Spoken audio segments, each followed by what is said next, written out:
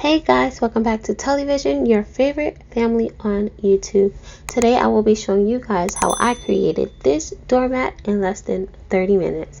Let's get started. So the first thing that we are going to do is go ahead and get on Cricut Design Space and quickly type in exactly what we need. I found this font on thefont.com. I simply put in handwritten fonts, and I believe the name is OWN, OWN, written, like you're writing, but written.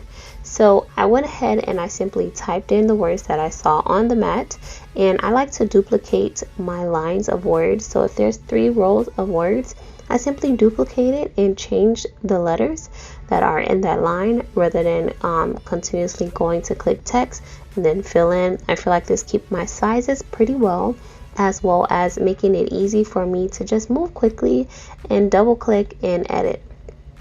Here I'm simply aligning it to make sure that I like the size of each of them and see if I need to make any adjustments, but since I loved it, I went ahead and got my squares. Now the squares is the magic part of this. This is what we're going to use to make this a reverse weed, which basically makes it a stencil for you to put on your mat. So what you're going to do is grab that square and you're going to transform the shape into a rectangle long enough to cover what you will be placing on your mat. Now that we have that done, we're going to move all those other slice layers and we're going to just delete them. We don't need it. We're going to do the same thing here. Get it close to size, cover it, and click slice.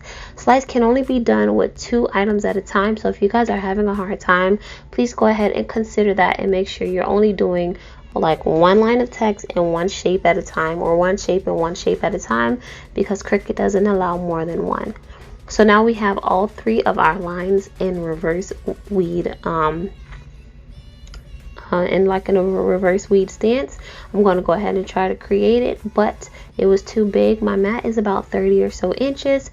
I grabbed that from Target. I'll put the link below, or if you guys want it from Amazon, I'll put that link as well. And I am making it a bit smaller to make sure that it fits on my cutting mat and that Cricut gives me no issues.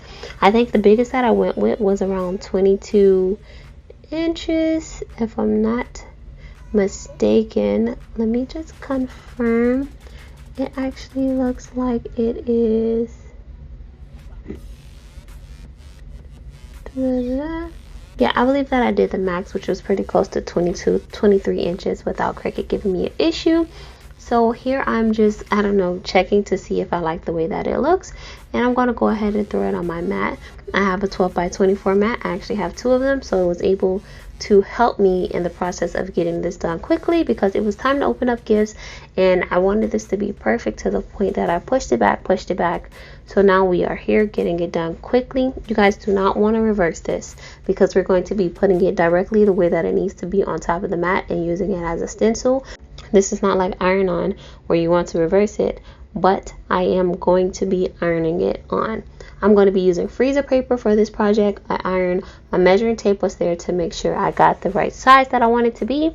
And here we are getting started with our 2 cutting mats. I'm just going to go ahead and lay that freezer paper on there, and if I am not mistaken, I did the shiny part, the part that we will be ironing on, the sticky part to the mat. So sticky part to mat, and then the mat or the dry filling part of the freezer paper that doesn't do anything is on the top. I can rub that with my hand from here, and I simply threw the whole thing on my mat and I just cut around to get off all of the extra paper, which really saved time for cutting and all that.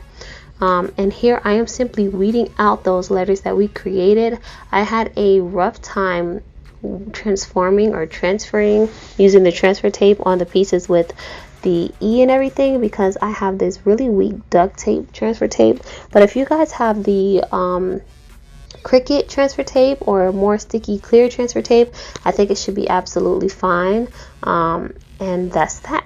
I also realized that the mat doesn't take well to the adhesive from the freezer paper, And after I was finished this project, I saw that some people use sewing pins or different needles or different things to go ahead and stick that down so that it doesn't move as much. But I just went ahead and separated my transfer paper with a bit of heat, and I went back and I ironed it again to make sure that it stays better.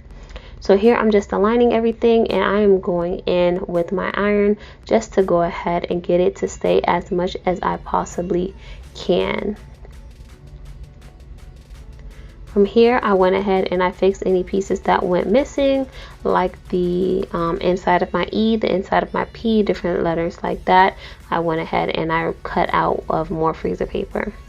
Here we are able to weed the next sheet of paper, and the way that I was able to do this so quick is because I had two mats, and while one was cutting, I was weeding the other, and vice versa. Different things like that, just getting things done while you're waiting on other things. Here I am almost done weeding all of this out, and I'm just going to go ahead and throw both transfer sheets on this and transfer it well. As you guys can see, you just want to make sure that it covers the whole thing. If you have two pieces on one long sheet, it may make it a bit more difficult, and I was mindful of which one is on top. So the one on top has more of a lip on top of my bottom layer, so I'm just going over with my Cricut scraper and just making sure that I get it off as much as possible. Here, while I'm doing the same thing with the next one, I'm just letting the iron just lay on top of it, just to like speed time up, because as I told you guys, this was about 30 minutes where I was really like low on time, and as you guys can see, I left the iron there for a little too long, so it's a bit dark, but it absolutely caused no issue to the freezer paper or to the mat. Just be mindful of the time that you leave your mat, your iron down.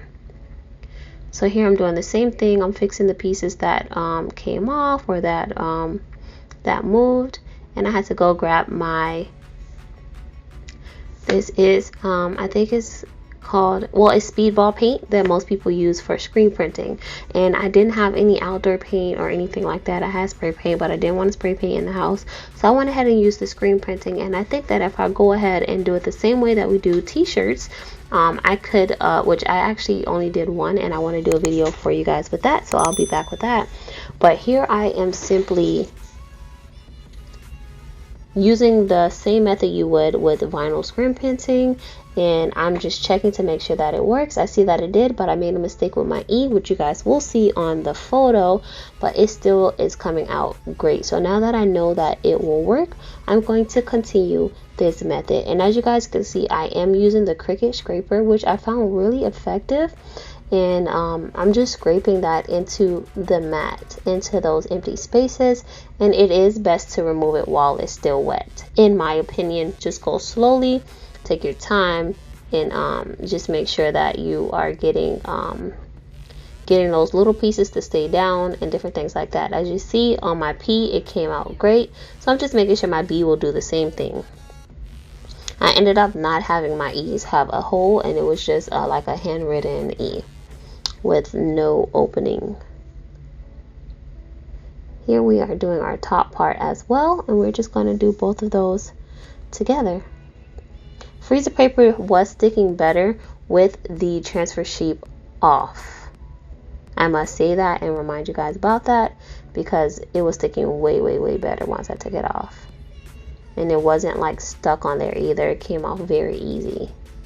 I most definitely see myself doing more of these in the future, and I'm just doing the same thing that I told you guys before. I am just using my Cricut scraper for transferring vinyl and all those other things to scrape that screen print paint inside of my carpet.